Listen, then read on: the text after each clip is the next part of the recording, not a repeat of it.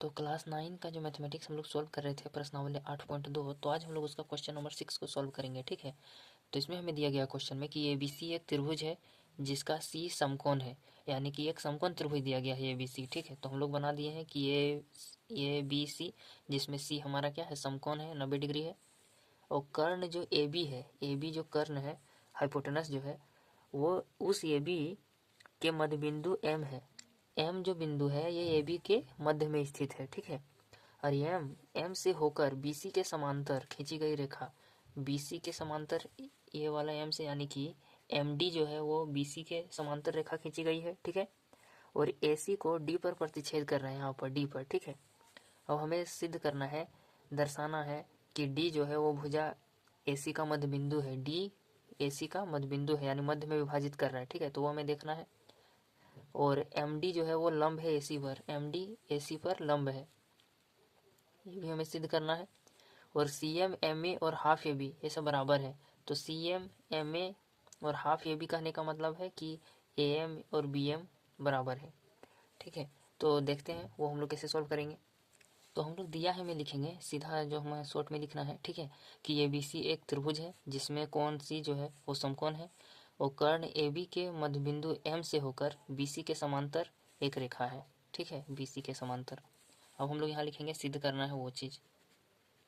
तो पहला नंबर में सिद्ध करना है कि D भुजा AC का मध्य बिंदु है।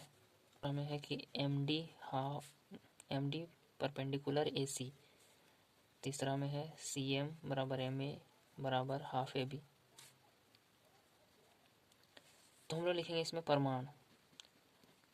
तो प्रमाण में हम लोग क्या करेंगे, मध्य बिंदु प्रमेय का उपयोग करेंगे। ठीक है, तो हम लोग यहाँ पर जैसा कि जानते हैं, हम एक त्रिभुज यहाँ पर लेते हैं, ABC त्रिभुज लेते हैं। ठीक है, त्रिभुज ABC में, तो ये BC त्रिभुज जो हमारा है उसमें हमारा MD जो है वो पैरेलल दिया गया है BC के।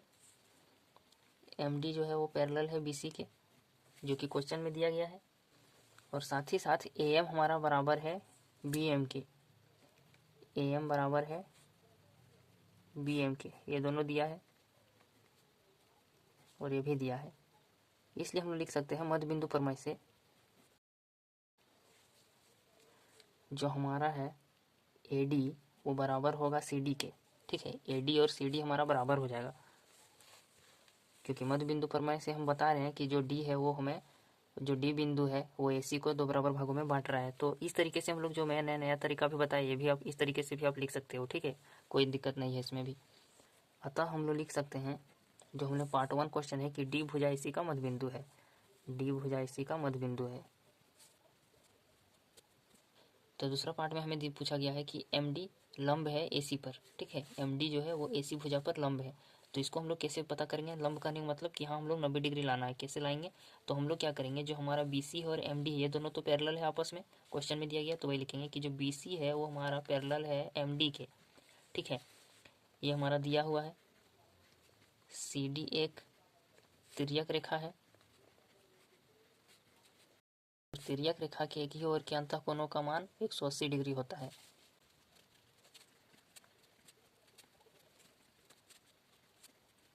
इसलिए हम लोग क्या करेंगे, जो एंगल हमारा यहाँ पर है BCD, एंगल जो है BCD प्लस जो हमारा एंगल है MDC, ये दोनों का होगा 180 डिग्री, जोड़ेंगे तो। अब BCD जो है वो हमारा 90 डिग्री दिया हुआ है, प्लस अब MDC हमारा निकालना है, तो MDC रहेगा यहाँ पर 180 डिग्री इधर। तो MDC बराबर एंगल MDC हो जाएगा हमारा 90 डिग्री, क्योंकि 90 इधर 180 घट जाएगा तो 90 डिग्री बचेगा। ठीक है, तो हम लोग ये भी ले आए। अब हम लोग लिख देंगे कि अतः MD जो है वो लंब है AC पर। ये हमारा एक और हो गया प्रूव्ड। ठीक है, अब हम लोग तीसरे पार्ट को सॉल्व करते हैं। इसमें हमें पूछा गया कि CM और MA बराबर है हाफ AB के।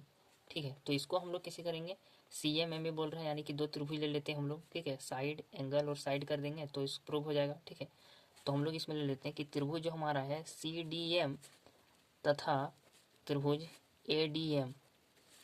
अब सबसे पहले MD हो जाएगा, तो इसमें इधर भी MD हो जाएगा, मतलब उभयनिष्ठ है।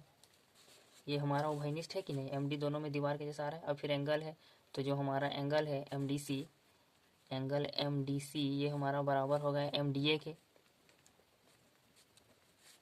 जो कि 90 डिग्री है, ठीक है।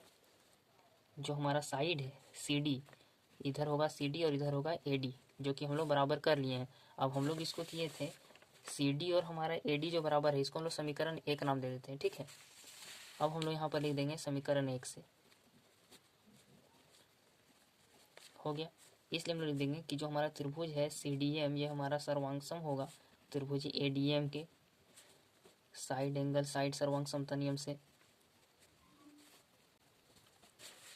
अब हम लोग क्या करेंगे, CPCT का यूज़ करके हम लोग CM को MA के बराबर कर देंगे, ठीक है। CM हमारा बराबर हो जाएगा CM तो AM, AM यानी MA एक ही बात हुआ, ठीक है। तो CM और AM हमारा बराबर हो गया। अब इसको लिख देंगे CPCT से। तो अब हम लोग लिखेंगे कि जो हमारा BM है प्लस MA, जो हमारा BM है और MA है, इन दोनों को जोड़ते हैं तो हमारा क्या आता है, AB आता है, ठीक है। तो BM जो हमारा है और MA जो है, ये दोनों आपस में बराबर है, जो कि BM और AM हमारे यहाँ बराबर है कि नहीं, दिया हुआ में हमारा है। तो हम लोग यहाँ पर क्या करेंगे कि BM जो है ना, BM को ही लिख देंगे प्लस BM बराबर AB हो जाएगा। अब यहाँ लिख देंगे कि चूँकि BM बराबर है MA के और ये चीज़ हमारा दिया गया है, इसलिए हम लोग लिख दिए। अब हम लोग यहाँ पर क्या करेंगे, 2BM हो जाएगा, वो बराबर हो जाएगा AB। तो BM हमारा बराबर हो जाएगा AB/2, यानी कि हाफ AB हो गया, ठीक है।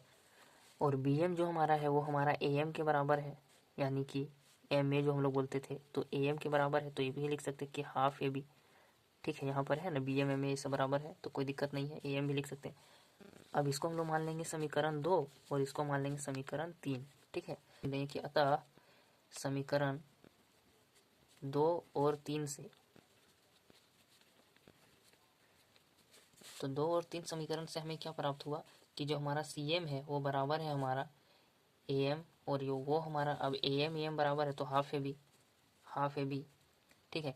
आप यहाँ पर MA भी लिख सकते थे, कोई दिक्कत नहीं है। आप चाहे तो एक लाइन में लिख दीजिएगा कि CM बराबर MA बराबर हाफ AB, इसलिए करके, ठीक है। अब इसको प्रूव्ड।